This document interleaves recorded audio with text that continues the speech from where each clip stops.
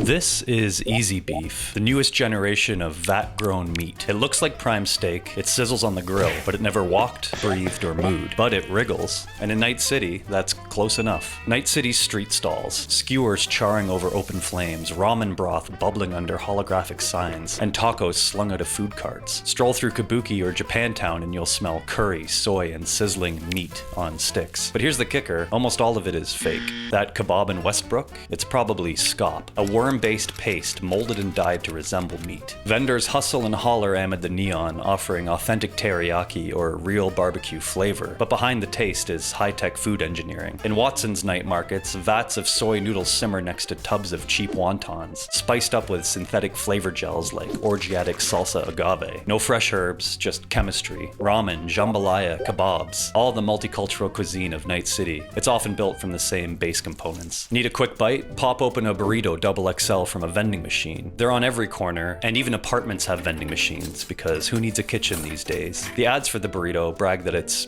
big, but its meat is mostly plant protein and soy. And if not a burrito, how about a Nicola soda and some nutrient paste? For the poorest of the poor, food paste tubes with appetizing names like Orgiatic Omniflave or Veggie Delight are dinner. Slurping a lukewarm chili-flavored protein goo is a full meal for many in Night City's underbelly. But when it comes to iconic cheap eats, nothing beats Buck a Slice, the infamous €1 pizza chain. The name says it all, 1 Eddie a slice, no questions asked. The taste shares its DNA with styrofoam, as one local puts it. It's so bad that urban legend says that the NCPD has a file on mysterious deaths of homeless who dared to eat it. True or not, Buck a Slice's bargain pies are a flavor of desperation. Oily, cheap, and possibly lethal. Toppings include tofu, tuna, and pineapple. Or if you're craving something crunchier, the locust pepperoni is a popular menu item. A slice of pie with fried grasshoppers. Because in Night City, bugs aren't just bugs, they're dinner. Snack items in Night City carry a sense of humor. Store shelves are lined with Pop Turds and Mr. Whitey bars. Processed sugary placeholders that nod to how far culinary expectations have fallen. But who actually makes all this stuff? Who decides what goes into your synth cheese slice or burrito tube? Beneath the colorful market stalls and flashy ads, one mega corporation feeds the city, BIOTECHNICA. By the mid-21st century, most traditional food sources had collapsed. Animal-borne diseases wiped out livestock. Polluted soil and water systems corrupted global agriculture, and monoculture overfarming pushed the entire ecosystem past the point of recovery. It wasn't a sudden crash. It was a slow, preventable failure, driven by profit and indifference. When the collapse hit, the shelves went empty. During the worst years between the 1990s and 2020s, food shortages reached catastrophic levels. People survived on whatever they could find. And somewhere along the way, someone had the idea, if KIBBLE could feed a dog,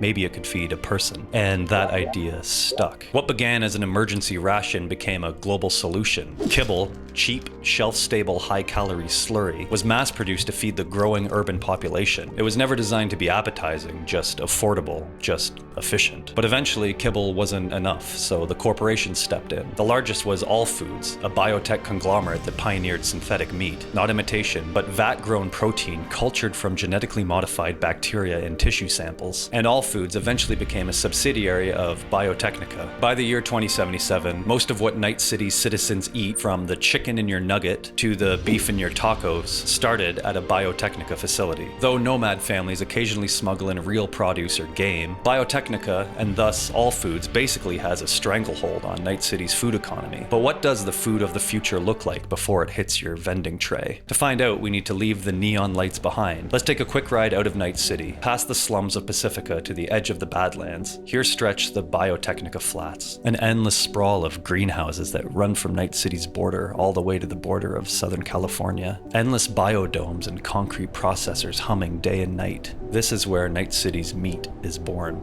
We can imagine rows of enormous tubs wriggling with protein-rich worms being fattened for harvest. It's actually quite serene. A vast automated farm buzzing and churning, conveyor belts carrying nutrient paste to feed the critters, while the drones monitor their growth. Half of Night City's dinner plates start right here, in a place most city slickers don't even know exists. Off to one side of the flats, you see the remnants of an old town, a dusty collection of abandoned homes, encircled by BIOTECHNICA's expansions. The corporation literally built their farms around an entire community, eventually absorbing it. Most people dining in the neon glow will never realize that their meal's journey started here, on the farm. Okay, back to the food. Not every eatery is a gutter-level death trap. The city boasts high-end restaurants and quirky diners that give Night City its culinary soul. On the fancy end, there's Embers, a legendary rooftop restaurant and club in Haywood. Once a glitzy hotspot, by the year 2077 it's semi-closed to the public, but still maintained as an exclusive haunt for high-ranking megacorp execs. You need top-level connections to get a table at Embers. Rumor says Embers Kitchen can still serve a genuine Kobe beefsteak or a real truffle risotto, but many citizens settle for ALLFOODS Meat Delight or Slaughterhouse Prime, meals that market themselves as gourmet, yet contain over 30% artificial protein. Even barbecue shacks like Chubby Buffalo's Barbecue in the Glen attract locals for that authentic smoky flavor. Never mind that the ribs are grown in a BIOTECHNICA vat. The sauce is what counts. No aspect of Night City's world building lays bare inequality quite like the food does. What, where, and how one eats in the city is almost entirely determined by their social class, and the disparities are extreme. For the poor and disenfranchised, diet is about sustenance. We've seen how the underclass scrapes by on KIBBLE, SCOP patties, and the dubious buck-a-slice. High-calorie, low-cost products engineered to keep a person alive, but never truly satisfied. These foods speak to a value system that prioritizes efficiency and profit over dignity or pleasure. In the dark reality of Night City, if you're at the bottom, you're expected to eat like an animal, consume your flavorless nutrients, and then get back to work. The implication about culture and economy is clear. Genuine culinary enjoyment is a luxury, not a right. The masses eating pre-packed synth burritos every day are reminded that they exist to survive, not to savor. Climb a bit higher on that social ladder and you gain access to mid-tier options that, while synthetic, offer variety. Tom's Diner is a great example, a beloved local chain that has somehow survived since before the collapse. The original Tom's Diner in Little China, Watson, is styled like a retro 20th century American eatery, complete with a giant neon burger sign on the roof, and a black and white checkerboard floor on the inside. Booths and stools line the counter, and the menu offers items like burgers, fries, coffee, simple comfort foods. Of course, this burger patty is likely just EEZYBEEF, yet its atmosphere itself is the draw. Tom's caters to the working middle class of Night City, journalists and cops and mercs down on their luck. They can't afford Embers, but they can afford the illusion of warmth. The very existence of Tom's Diner, with its pre-collapse Americana charm, says something about Night City's cultural psyche. Even in a hyper-modern dystopia, people yearn for the familiar and the homey. It's a small act of rebellion against the coldness of the future that a place like Tom's proudly flips on its neon burger sign every day. For the top corporate executives, celebrities, and old money aristocrats in Night City, dining is an experience to flaunt. The existence of restaurants that import fresh ingredients, often from Europe or beyond, underscores the economic inequality. If you're wealthy, the world quite literally feeds you better. And if you're not, you make do and dream of more. Everyone knows what they're missing, and that hunger fuels both ambition and resentment. Despite the dominance of synthetic standardized food, many Night City residents fiercely hold on to their cultural identities through cuisine. In a metropolis built by waves of immigrants, gangs, and nomads, food often serves as the last bastion of tradition and pride. Walk through the districts and you'll find enclaves where the food tells the story of a community. In Haywood, for example, family-run bars and eateries like El Coyote Kojo and El Pinche Polo are neighborhood institutions. El Coyote Kojo doubles as a bar and cantina. Its owner, the indomitable Mama Wells, decorates it with Dia de la Muertos skulls, and she greets every customer like family. On Valentino gang holidays, the place becomes a communal hall with shared tamales and tequila. Food, in this way, becomes an act of cultural preservation. Shift to Westbrook's Japantown and the vibe changes. Here, the food stalls and restaurants reflect a blend of Japanese tradition. Here you'll find noodle stands with red curtains and izakaya pubs under lantern light. Many of the proprietors and chefs in Japantown are descendants of corporate expats or immigrants from Asia, and they strive to offer an authentic taste of home. Ramen shops might use soy, tofu, chicken strips, and algae noodles, but they adhere to the proper Tokyo-style broth techniques. Meanwhile, at the edges of Japantown, near the pachinko parlors, street vendors sell takoyaki, octopus balls made with actual octopus-flavored SCOP. The authenticity is in the experience and ritual, sitting on a stool and feeling the heat of the grill, hearing the chef shout in Japanese. In a city obsessed with the new, these pockets of culture and food tradition provide a sense of rootedness. They remind people that Night City, for all its forward thrust, is built on the histories of real cultures and people. In Night City, the line between preservation and reinvention is constantly blurred, but everyone's just trying to hold on to something. Kids raised on KIBBLE who now seek novelty and identity through hybrid food trends. Night City's palette in the end is global and always changing. Every community contributes something, from the Polish pierogies of immigrant workers to the jambalayas brought by the settlers from the south. And through food, these communities assert their presence in Night City's tapestry. Amidst the sterile synth meats, real human culture finds a way to season the pot. In Night City, food isn't just about sustenance. It's a mirror reflecting who we are and what we've lost, and what we still fight to hold on to.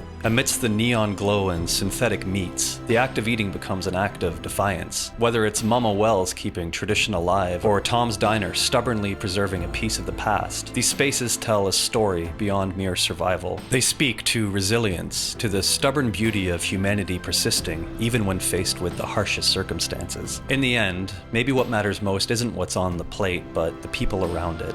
The shared moments. Night City's cuisine, synthetic or otherwise, reminds us that even in a dystopia, community thrives, culture endures, and our deepest connections remain as human and heartfelt as ever.